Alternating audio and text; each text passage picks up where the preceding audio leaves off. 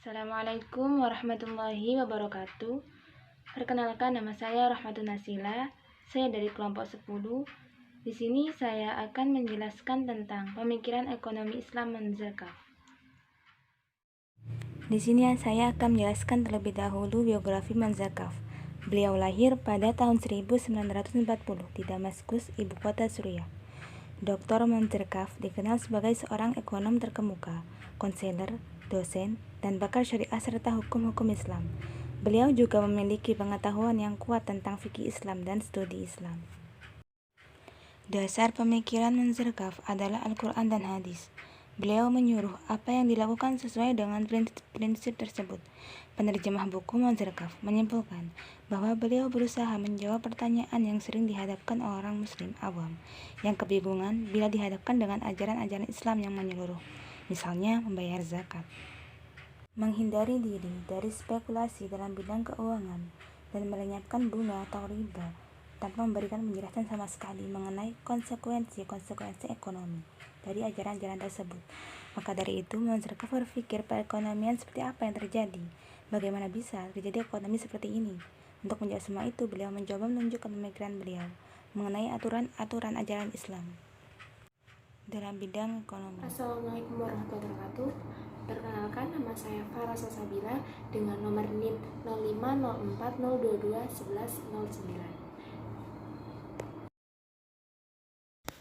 Pemikiran Manzarkaf menurut tokoh lain dan pengaruhnya. Bahwasanya dalam pemikiran Manzarkaf banyak sekali dijadikan rujukan dalam menganalisis dan pemikiran para ekonomi Islam.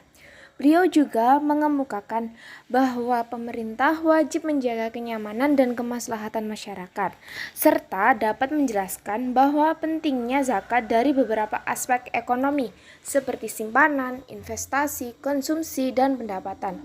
Dengan diadanya zakat ini, menurut beliau dapat memberikan pencapaian keadilan sosial ekonomi. Zakat merupakan bagian transfer yang sederhana dengan ukuran tertentu dari harta si kaya untuk dialokasikan kepada si miskin. Dengan hal ini, beliau mengatakan bahwa zakat dapat dijadikan sebagai pengontrol harta yang kita miliki dan dapat membentengi perilaku manusia seperti konsumsi yang berlebihan dan mubazir. Hal ini sesuai dengan penjelasan dalam Al-Quran dan hadis serta pemikiran dari Manzarkaf yang dapat dituangkan dalam pemikiran kritis serta kriteria yang Perkenalkan, terperinci. nama saya Visana Pulung Jaka Daryanto. Sini saya berasal dari kelompok 10. Saya di sini akan membawakan materi tentang pemikiran ekonomi Manzarkaf. Analisis kritis terhadap pemikiran Manzarkaf tentang ekonomi Islam. Manzarkaf memberikan kontribusi yang berharga terhadap perkembangan ekonomi Islam. Beliau menjelaskan teori ekonomi Islam dengan terperinci. Dalam hal ini, beliau mengemukakan bahwa pemerintah wajib menjaga kenyamanan dan kemaslahatan masyarakat. Kemudian pemikiran beliau banyak menjelaskan tentang pentingnya zakat dari beberapa aspek ekonomi, seperti simpanan, investasi, konsumsi, dan pendapatan. Hal ini sama halnya dengan dilakukan oleh Adi Warman. Zakat inilah yang menuntut beliau memberikan pencapaian keadilan sosial ekonomi. Zakat merupakan transfer sederhana dan bagian dengan ukuran tertentu harta si kaya untuk dialokasikan kepada si miskin.